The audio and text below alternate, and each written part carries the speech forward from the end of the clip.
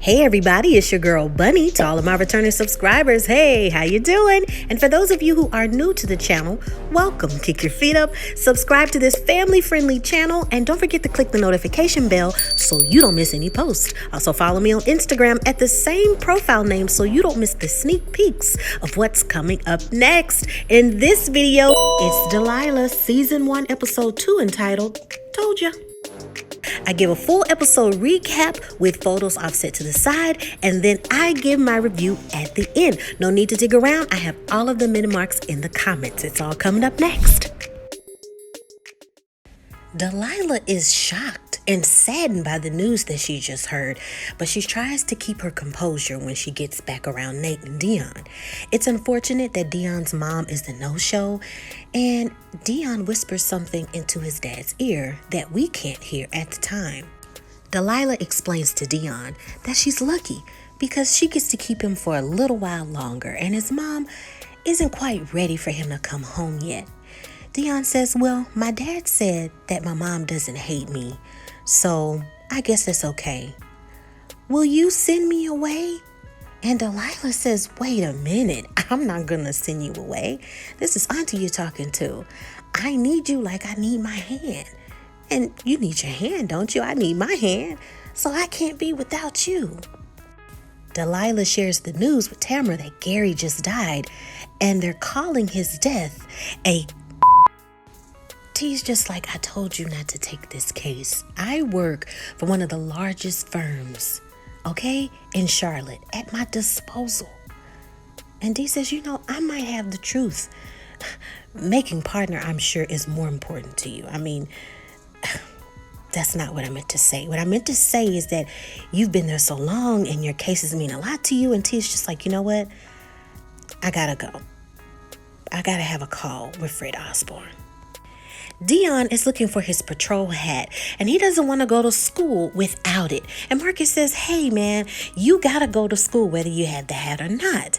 So Delilah reflects that maybe you left your hat with your dad, and we'll check for the hat after school. And Marcus says, Toldja, you still have to go to school even if you don't have your hat. Dion, so frustrated, says, shut up, and walks out of the room. And Marcus says, Mom, you could just gonna let him talk to me like that? Delilah tells him, unfortunately, when you use the words Toldja, people are not gonna have a positive reaction. Case and Tamara get a chance to talk, and T is dreading having to talk to Fred Osborne. And Case is saying, you're already exhausted and going crazy from everything that's going on, and you don't even officially have the case.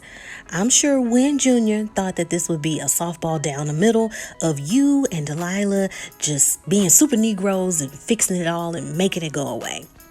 Fred Osborne, he's old school Republican. His father was the architect for resegregation that was drafted in 2001. And 90% of your clients, honey, are all the same way. T says, you know what? How are things going to change between me and Delilah if I take this case? And Case is telling her, just keep things separate. Show her how by letting it roll off your back and winning. Leah has reservations now about the case now that Gary is dead. And Delilah is trying to tell her, look, I know an editor who's ready to send a reporter over there once we sign this complaint form, and then you'll be safe. And we don't have proof that Osborne's people killed Gary. We just don't. We need to prove that Gary said something about the radio. The settlement is more than about money. And Leah says, well, how much do you think we can get for this? 2 million? 5 million? I mean, if we're going to win a lot, I might as well sign it. And Dee's just saying, look, I don't know how much we can get. I mean, it could be more than that. I don't know. But we need to sign this complaint. Leah agrees and she signs it. Delilah calls in Harper and asks her, can you see yourself working with Demetria? I want to hire her full time. And Tamara's going to bury us in discovery if she takes this case. She kind of blows it off and Harper says, yeah, I mean, hire her. Yeah, go ahead. I'm pretty sure we'll be a good team. Hire away. Mace updates Delilah and saying, I found out that the judge sealed the report and it may transition into a murder investigation. Are you sure you want to do this? Tamara meets with Wynn, her boss, and Fred Osborne. And Wynn boasts about Tamara and saying that Tamara has worked for us for 10 years, and there's nothing that doesn't come across my desk that she can't solve. Fred says to Tamara, "You're friends with this person representing this Leah in the case, right? Is there some more leverage? Because I want to end this quietly. Moving on from this page." Tamara says, I have a question. And he interrupts and says, 2 million, not a penny more. Tamara says, that wasn't my question. And I've actually worked for this firm for 12 years. But what's the rush and what's the reasoning behind being so discreet with this case and wanting to end it so quickly? Fred says, I've had many drunken nights with Leah. And I have a very happy marriage. And I don't want anything to disturb that. I know Wynn said to just let you know all of the information, and I'm telling you that's why I want to be discreet about this case. I want to remain a married man as well. T says, understood. Fred then raises his glass, and a very weird nod is shared between him and Wynn, and it makes Tamara feel really uncomfortable. Delilah tries to get in contact with Cindy over and over again and pleads with her to give her a call.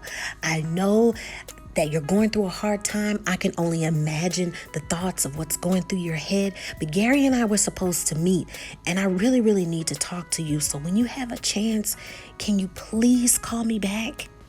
Delilah wants Harper to schedule a court runner while she takes Dion to VA to get his hat. Harper can't believe that, wow, after all of these years, she's going head to head with her best friend Tamara. It says it's like a Marvel movie, Odd, but wow. Also, Delilah, don't forget that Miss Barnes wants you to call her before she comes in tomorrow. When they arrive at VA, Delilah runs into her father-in-law unexpectedly. Her brother explains that he knows a lot of people and some friends from the Gulf War, people who've been through what I've been through. And she's disappointed that he didn't communicate that with her. He says, I wanted to, I just didn't want you to be upset like you are now. She says, Nate, we came up here for Dion's hat. Have you seen it? He says, yeah, it's in my room on the TV. I'll go get it. Since her father-in-law has connections, she wants to know why Gary's coroner info has been sealed. And he says that he can't release any information like that. But since Nate is working on the next phases of his life, it's really important that we work together as a family. But Delilah is clearly upset and ruffled by his statement. Maya and her friend go to the violin shop because this Virginia wants to meet her. When she sees her, Virginia says, so this is the child prodigy. But Maya says, I'm no prodigy. Virginia says, well, maybe you're not. How did it make you feel when I said that? Are you burning inside, thinking about, wait a minute, I am a prodigy?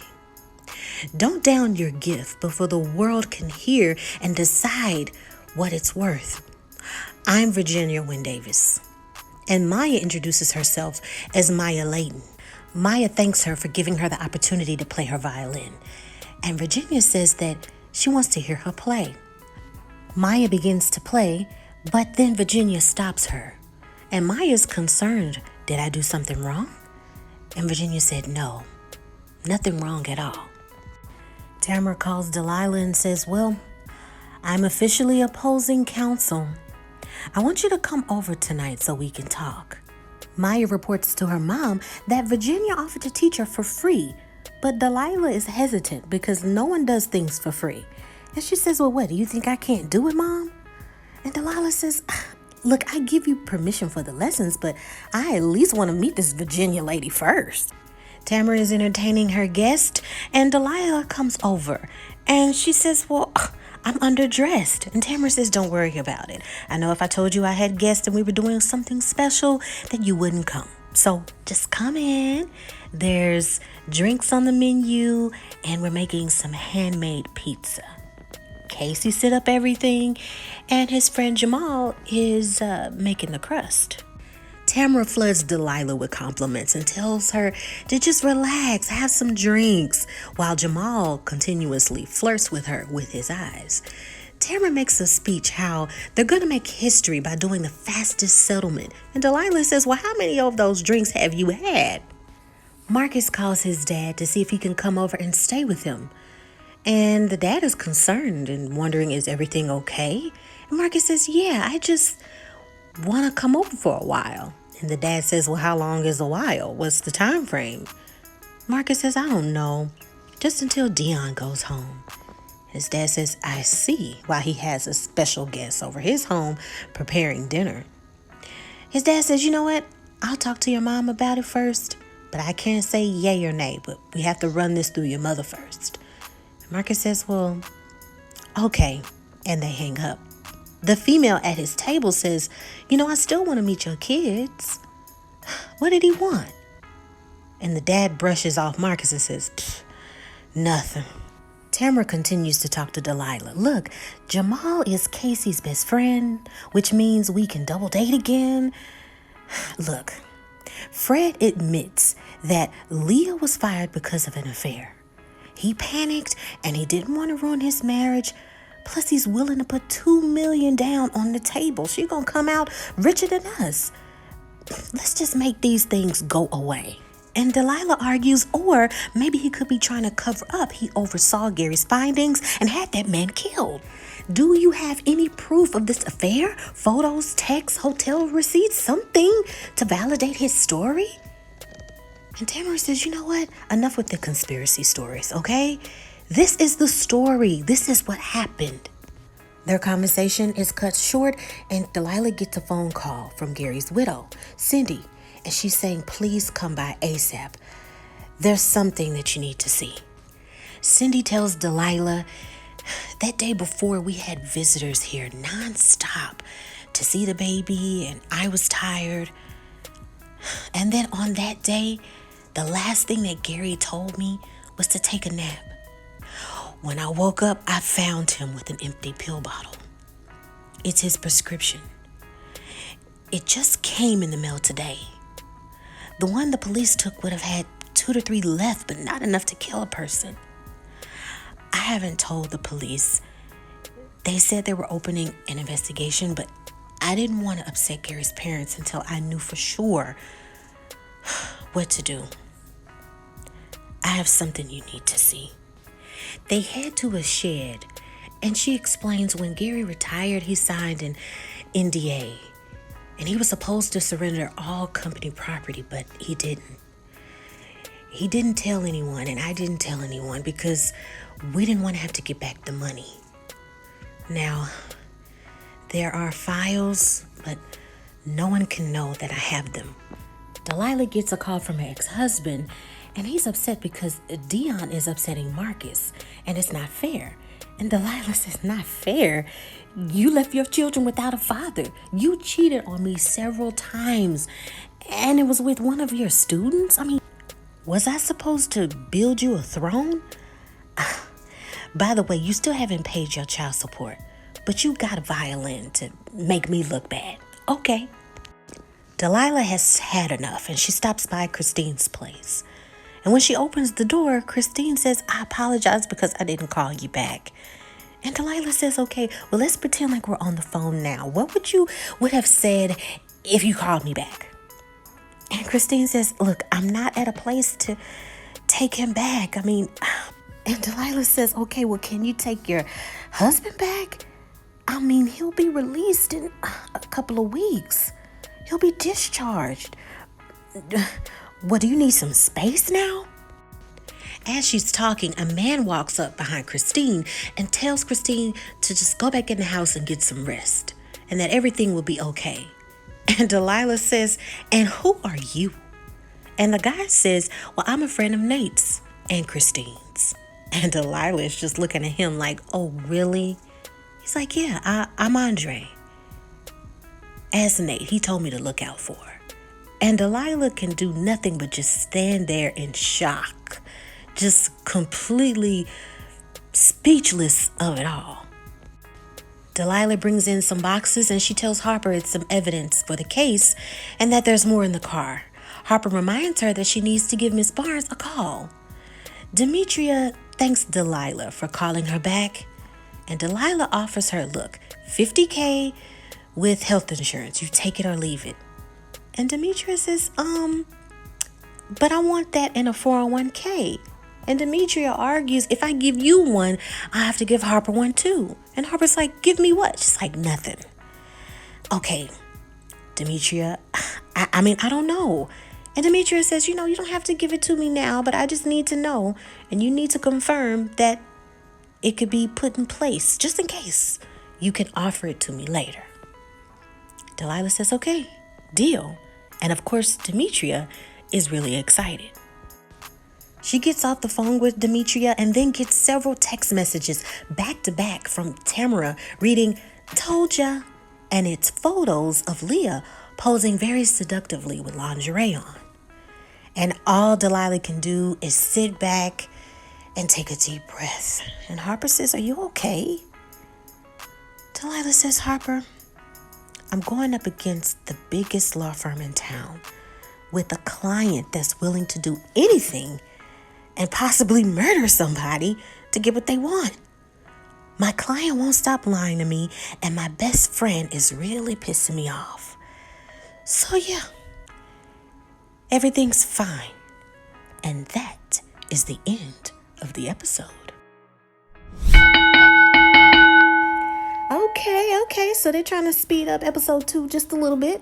Couple of my things that I noticed from the episode. Make sure that you put your comments down below so we can start scratching our heads about this mystery here.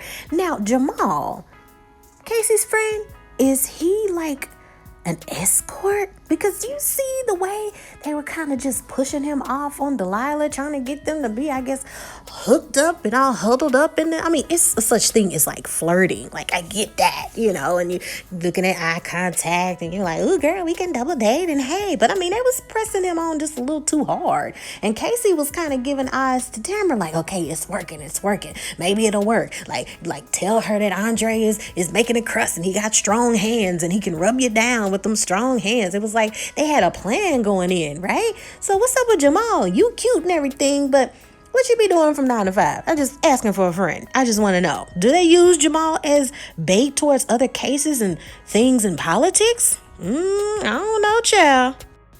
Okay, so two things about Delilah's ex-husband, right? He has the girlfriend that stays with him. Clearly he's, a guy that just goes around and messes with a lot of people because he was flirting with women at his daughter's concert, remember? But it just dawned on me that the way that she listens to him and kind of watches his behavior and how he talks with his children and handles stuff at home, it's like she's getting sick and tired of it, right? She's kind of looking at him like, okay, he keeps telling his kids this and that, and he always has an excuse, and this is just setting up, kind of like a slow car wreck, right? I can see her helping Delilah or anybody on Delilah's team as a woman scorned, right? I'm sorry that I messed around with your man, had an affair with your man, but I got some details that may help you. Second thing, you struggling with the $200 and stuff like that. Where did you get the $5,000 from, and where are you going to get the additional $5,000? You were trying to meet with an editor in episode 1 to get an advance, and now all of a sudden you got $5,000? I don't know. With somebody that doesn't have a lot of money, the only thing that I can guess is that maybe he put it on a credit card. And if he wasn't really working like that, Delilah clearly was the breadwinner when they were married. So, how dare you not bring that much money to the table? Not saying that he didn't have, a good job, but it's evident that he wasn't bringing a lot to the table. And you got the nerve to go out here and cheat? Okay, you're not looking too good now. I don't know if I'm really liking your character so far. Not character, your character. Another thing, Miss Tamara, I keep saying Tamara like T and Tamara. Tamara, that should let you know a lot about the firm that you work with. You make a lot of money. You're the only person of color that works there, or a few, right? You've been working there for 12 years. You win a lot of cases. You're the strongest lawyer there. They always go to you to be that aggressive lawyer and make things quote unquote go away or to win cases. And you haven't been up for partner?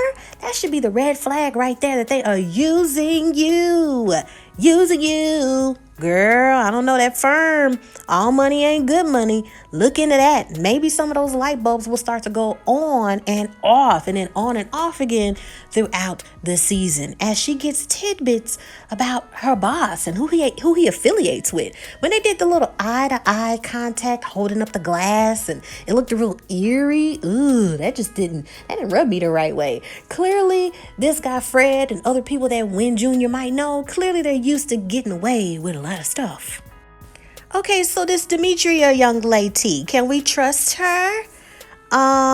If we can trust her, will she be the one to snuff out some of the errors from Harper and maybe some other people? She's very quick-witted and she can notice a lot of things very quickly because she noticed that Harper had the incorrect template, right? And she noticed that there were a lot of things that she could research very quickly.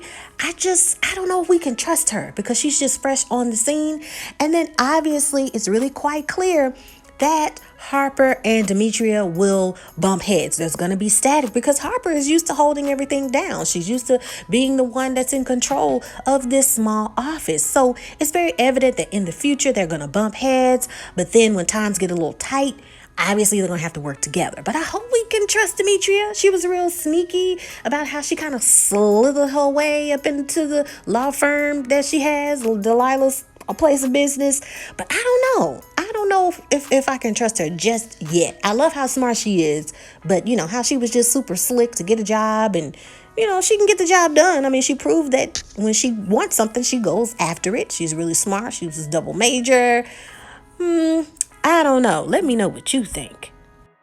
All right, now, Christine. Remember on the Bill Cosby show when they were saying Justine, but this time it's Christine. Okay, you get it. Delilah is better than me because when I would have saw my brother's wife, all up in the house with pajamas on, looking like y'all just kicking it, I would have felt some type of way. And I immediately would have said, okay, let me get your son and let me drop him off. Because clearly you have enough energy to do something. Clearly you have enough energy to entertain another person that's not your husband, whether you're doing something wrong or not. This is just inappropriate and just doesn't rub me the right way. But Delilah is more chill than me. And she's more of a gulf of a person because she's clearly thinking about Dion's, mental state and making sure that he's okay and making sure that he's in an environment to where he's being taken care of. So she has a mind of a straight and narrow, and she thinks not with her emotions, but factual things. She's just better than me because when I saw that scene and how hard Delilah works taking care of her children and her nephew, it just kind of just like, I would have just dropped that child off, child. That just got me really, really upset. Also, these photos, right? Leah and those photos and those seductive photos, I'm not really feeling too that proves anything, right? Because that firm, that Osborne firm is just really sneaky. They could have got that from anywhere. They could have got that from somebody she used to holler at the office, and she sent them some pictures and they sent her some pictures, and they probably, bamboozled them and say, hey, do you have anything on Leah? And they paid them off as well, right? So those pictures really don't prove anything. It's really not a Toldja, to me. You can get those photos from anywhere. Could have been from ex-boyfriend, could have been somebody she was just kicking it with. So those photos don't mean anything. It's probably just a tactic from Tamara. She's quick-witted, fast lawyer working for this big law firm. So it's no telling where that source came from in those photos, right? Because even that today, they say that if you have photos and you send them to somebody, it's highly likely that they're on the internet somewhere because people can share it and they can share it and they share with their friend and before you know it, that picture is everywhere. So we shall see. It was a good episode. Let me know what you think. Leave your comments down below, and I will see you next week for another episode of Delilah. Make sure that you can check out Queen Sugar, that playlist, season 5. Leave the comments on there as well. And until then, take care of yourself and others. I love you. Bye.